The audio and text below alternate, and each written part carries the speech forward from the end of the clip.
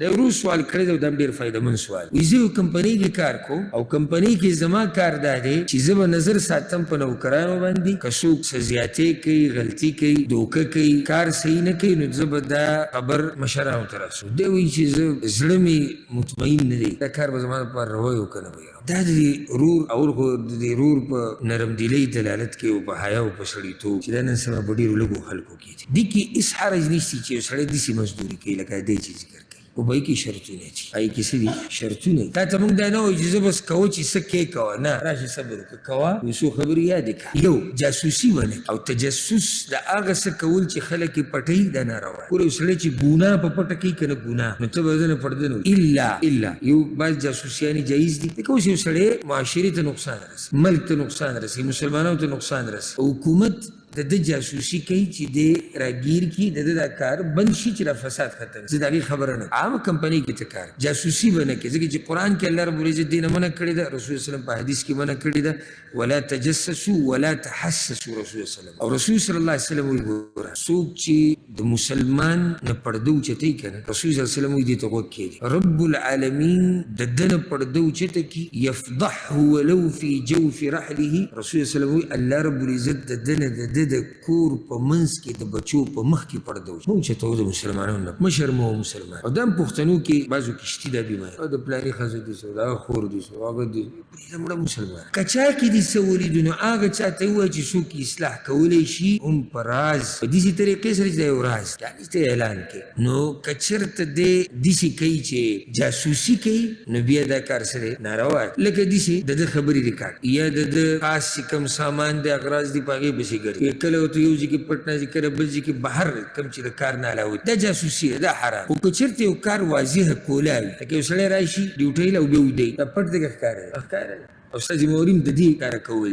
یو سړي ډیوټي په 9 بجې دی راځي په 10 بجې، چوټي کېږي 15 بجې دی ځي په 3 بجې. ذمهواري درته ادا کړی شوې چې ته به دا کار کې د پوره نه کو، دا واضحه خبرې او ستا ذمهواري هم د دې بیانول دي، اخوا جاسوسي کول نه دي. نو دا مشر ته رسولی شي.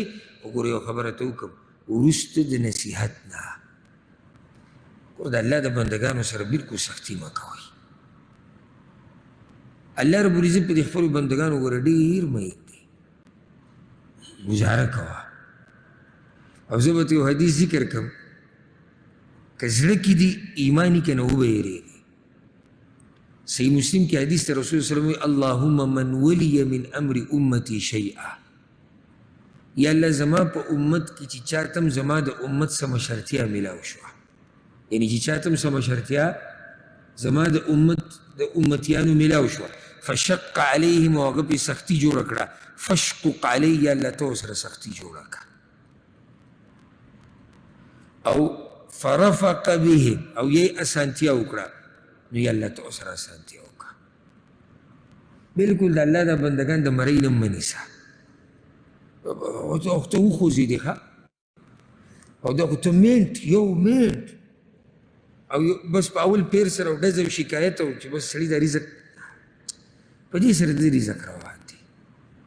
یو سړی ما ته وایي چې ته ما ته څه وایي، ته خیانت وکړه، دا خو زما ذمهواري ده، زه تا ته نه ویم ته خیانت وکړه، زه تا ته دا ویم چې دا خبره برې ته رسېدو نه مخکې ته یې په یو طریقه حل کړه. نشي کېدی کېدی شي تا بیا هم خپله ذمهواري سر ته ورسوله، تا یو عیب ولیدو، نقصان دې ولیدو، هغه دې د هغې د ختمولو دې کوشش وکړو، هغه ختم شو، بس وشو ونه شوه.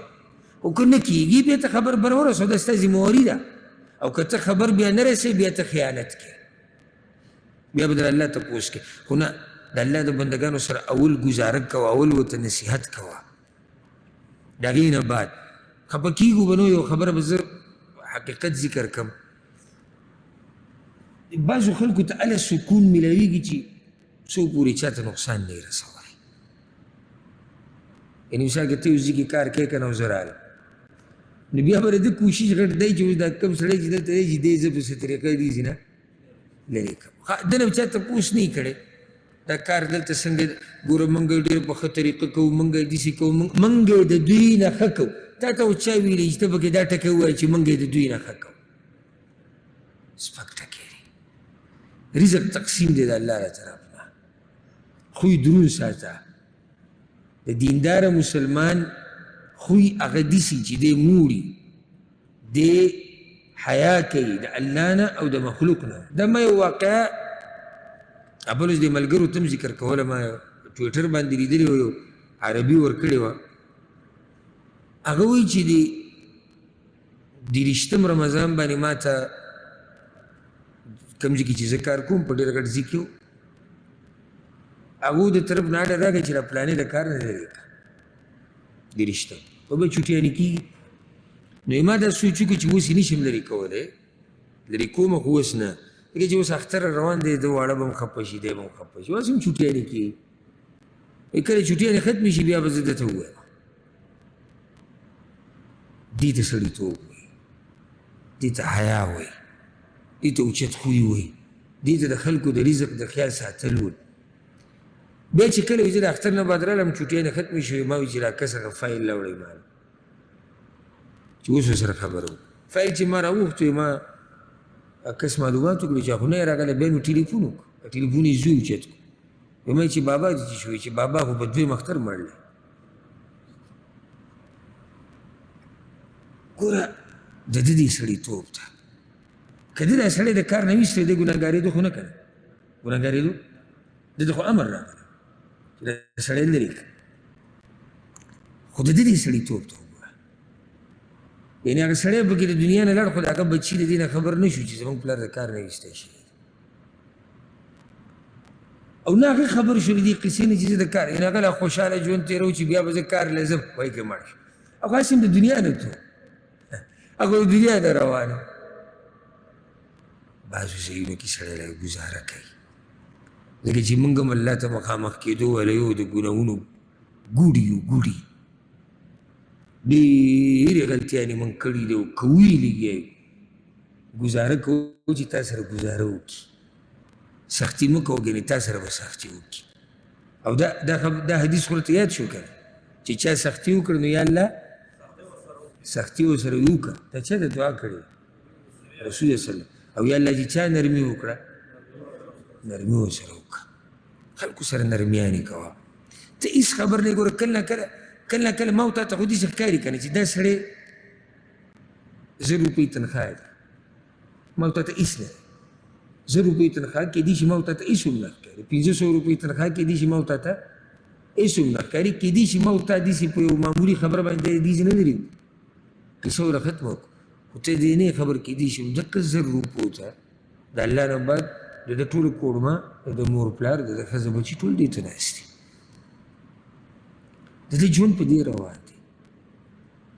کوشش دا وکړه چې یو مسلمان له ترقي ورکړي، ورته ختمې او هسې د دغه پورې خبره یې زړه پورې، یعنې که ما ته څوک د دې کار ووایي دا کار روا دی، یعنې ما خو وایي چې خپل شروطي دي او دا کار څه دی روا دی. او یاره بیا هم ګران کار دی، یعنې که ما ته کي چې یاره تاله موږ داسې کار در کوو ښه غټه تنخواه او د خلکو به نظر ساته او بیا موږ ته وایه هېڅ نه روانې دي، حلاله مزدوري ده.